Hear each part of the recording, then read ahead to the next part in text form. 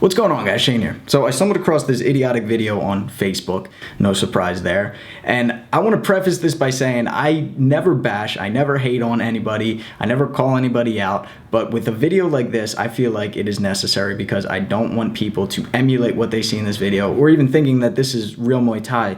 Like I said, I usually try to see good in everything, except this is just unsafe, and I don't want anyone to hurt themselves because they see a video like this and get inspired by it.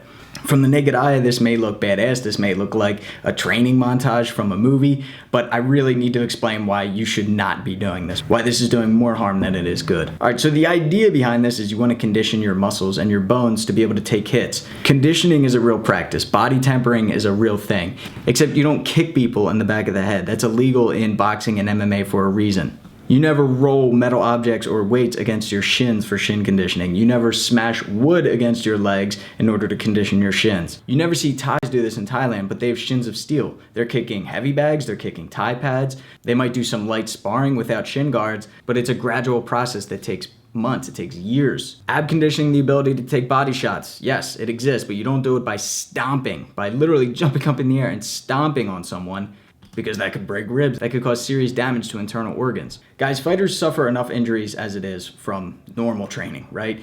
But with doing stuff like this, the idea behind it is I'm gonna take punches in the face during training and therefore I'll be able to eat punches in the ring. Well, that's not gonna help these guys out because if they get caught on the chin, on the right spot, or even on the liver, they're still gonna go down, no matter how many punches they've taken in the training here that they're doing. In fact, these guys are probably more susceptible to knockouts because their brain is constantly being rattled doing these stupid drills. You've seen fighters suffer their first knockout, and then suddenly they're getting knocked out left and right. Seems like they have a glass jaw after that. That's not a coincidence. As a fighter, shouldn't you be taking more time practicing to defend against strikes or evade them completely instead of taking 100 punches on the head and losing brain cells?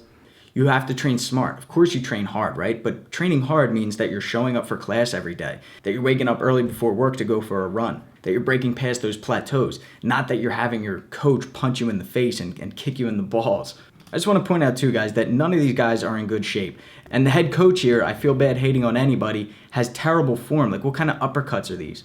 People talk about, Shane, what are some signs that I'm at a McDojo? As long as they're not doing this stuff, you should be okay. As long as they're not throwing you into a fight before you have enough experience, then it's probably a decent gym. But if he's got you training barefoot in a park, kicking each other in the nuts, then you might want to avoid that place. Like I said, I'm usually a positive person, but when it comes to stuff like this, where they're obviously doing it just to get views with the shock factor, I feel like I have to call them out on it because I don't want anyone getting hurt or getting inspired by a video like this, thinking that this is real Muay Thai, because it's not.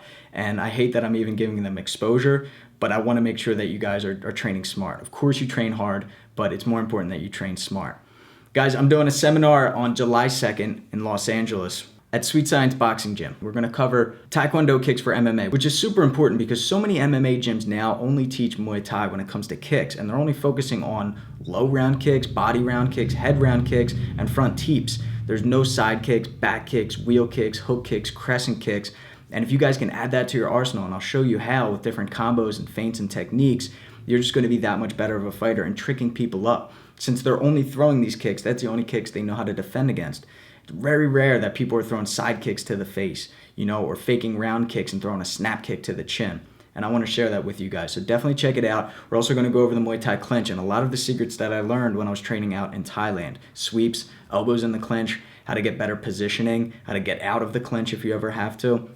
And then we're going to go over drills for flexibility for high kicks. I know a lot of you guys ask about that. How can I get my kicks higher? We'll go over stretches, but also drills that you can do to make sure that you're getting that kick up at head level. And it's open to all experience levels too, guys. So whether you're a pro or you're just getting started, you're definitely going to learn from this and you're definitely going to enjoy it. We're going to do a lot of buddy drills, partnering up, like Dutch kickboxing style drills. So what you'll need is a pair of gloves and a pair of hand wraps. If you don't have any, I'll bring a couple extra so you guys can borrow those. And there will be gloves and hand wraps available for purchase there at the gym. But yeah, would love to see you guys there. Get those advanced fight tips before your opponent does. Until next time, guys, make sure you train smart. All right? Don't train unsafe. I'm Shane with Fight Tips. Self-defense for the underdogs.